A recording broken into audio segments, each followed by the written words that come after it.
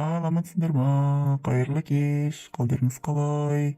Ютуб туысқандар, көптен бері әңгіме дүкен құрған жоқпыз. Мына менің жаңа каналым.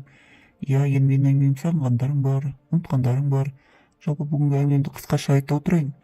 Осы қазіргі уақытта біреуді біреу асықтырады. Сен неге күйеуге шықпайсың? Сенің жасың келді, сен жас емессің деп. Ол дұрыс емес.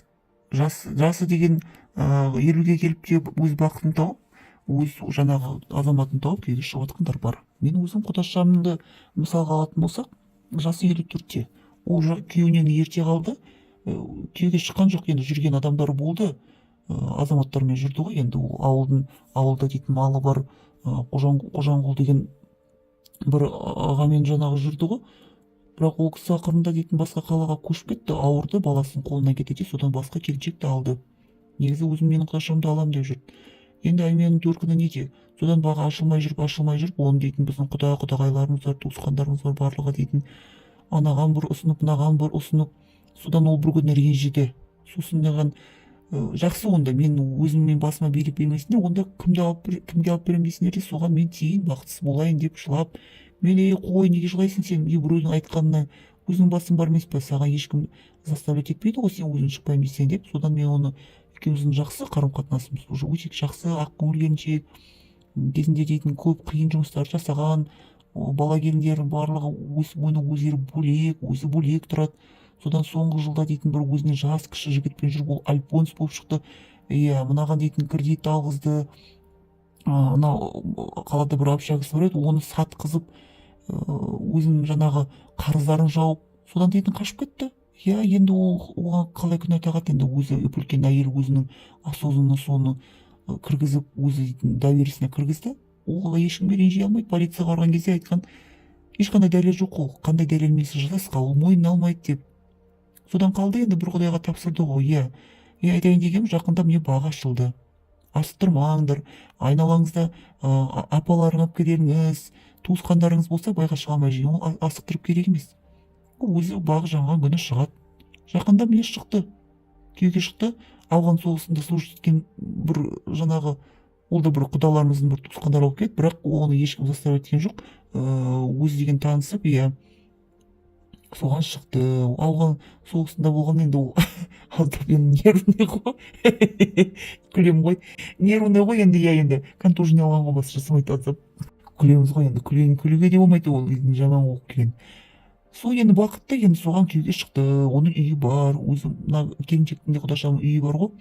Бірақ дейтін, бұл үйін дейтін квартира кіргізіп қойды, ақша болсын деп. Ана шыққан байы деген пенсия алады, өзі әлі пенсияға жеткен жоқ. Сол енді әңгіменің қызығы ғой. Енді ол әйел дейтін мектепте бұрын кітапханасында жұмыс жасады. Содан кейін бектен келеді, тағы мына кафеда дейтін қолынан бәрі келеді, тамақ барлығын жақсы пісіреді. Өзі былай мамандығы аспаз болмаса да аспаз болып жұмыс жасады. Содан кейін ана балдарын деген жеткізіп оқып өсіру үшін күйеуі болған жоқ, жас кезінде қалды ғой.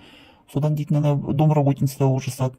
Домработница болып жұмыс жасап жүргенде бұл жас кезде өте көрікті, өте дейтін келбетті, бой десе бой бар, ой десе ой бар. Көптеген ер азаматтар деген ер азаматтардың көзіне түсіп, бұған үйленгісі келіп ұсыныс жасағандар да болды. Дегенмен бұл өзі салмақты келіншек. Жүріс жасап, елсізге қалсырлы анамен мынамен жүріп, отбасы адамдармен жүріп, бұлағаттаған жоқ. Ол дейтін жақсы келіншек болды.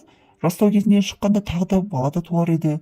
Енді қайтсын, енді өзі бір бала бір қыз ғой, соны өсіріп өндірді. Қазір енді мына күйеуге шықты. Бірақ ал өткенде бір той томалақта кездескенде айтып отыр, ана қанша дегенмен ауған соғысына служить еткен, олар контужный болады ғой. Иә, мен өзім қорқам ондайға шығуға, құрсын.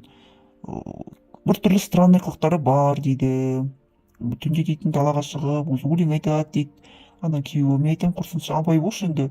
Қартайған кезде байға шығып, енді қазір неше түрлі Инстаграм, ТикТокты ашып қалса неше түрлі жағдайлар орын алып жатады. Қауіпті ғой қазір дейтін. Түн ортасына шығып айға қарап өлең айтады деген не сұмдық. Ол қасқыр емес қой, айға қарап ұлып тұрған.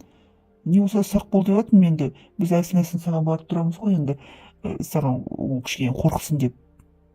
Сосын енді дейтін солай ғой, енді жасың келіп шыққан кезде аңдаған тазға жығылар дейді. Енді бір керемет үлбіршектей жастар, енді бұл не істесін қартайған. Бірақ өзім дейтін жап-жас ақпатшамен кездесем енді мен өзіммен жақсы жігітпен кездесем, ол отбасты болған, қазір дейтін отбасы жоқ, ажырасқан, иә, өзі дейтін компанияда бір жаңағы пивной компанияда кегаларды әлсіл берсіл таситын қазір мен немен ағылайтын, ол жұмысты қатты өйтіп сұрамаймын да, қандай жұмыс жасайсың деп. не болса да енді жақсы жігіт қой, енді маған күйеуге шық деп қояды, мен айтамын қой құрсын, мен дейтін бала шағам өстіп өнген кезде қазір күйеуге шығатын жағдай жоқ. Шыққым келсе сол дейтін 70-ге жақын жетіп жатсақ сол жасқа шығармыз енді бір шалға керек қой шай ішіп отыратын қасымда. Қазір енді шалға шығатын ойым жоқ. Иә, солай.